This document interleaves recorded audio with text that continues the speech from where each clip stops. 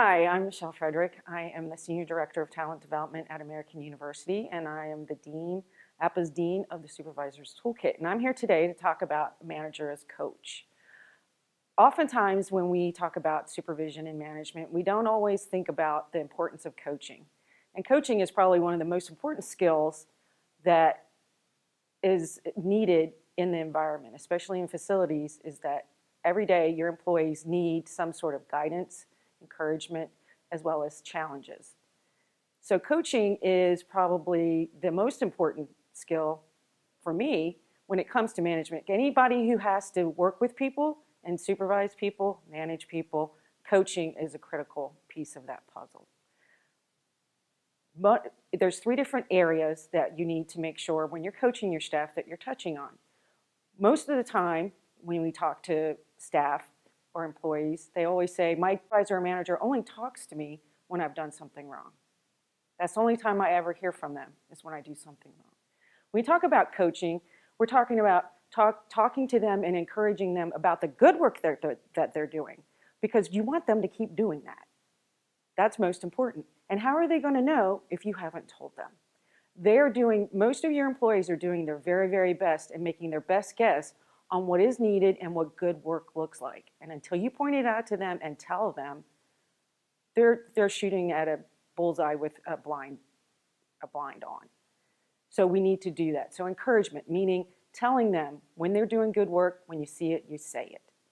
The other part is we also have to redirect our staff on a regular basis, because sometimes they need some of that guidance because they're not sure what to do, or they made their best judgment on how to handle a situation and maybe there was a better way. So we need to also talk to them to keep it positive, but make it in private. Anytime that we're going to correct or redirect a staff member, we need to make sure that it is in private, but it's dealt with in a constructive, positive way. And that's simply saying, pointing out the behavior. What did they do, or what did you witness that they did, and what do they need to do differently? So we need to have those things in place. And then third, most of all, which unfortunately is the worst part of coaching, but it's probably one of the most important parts of coaching, is how do we deal with those staff, those employees who aren't doing the right things?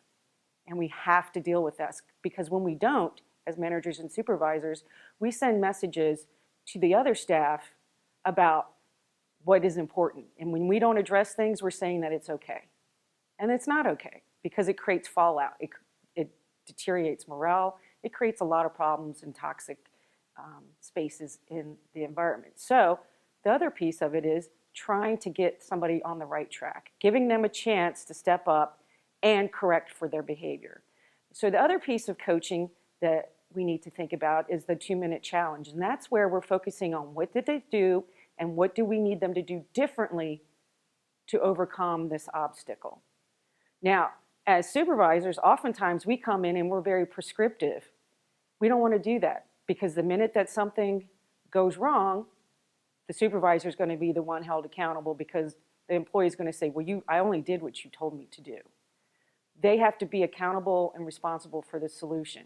You're there to facilitate the conversation and help them come to a solution that maybe or maybe not work. We don't know until they try it.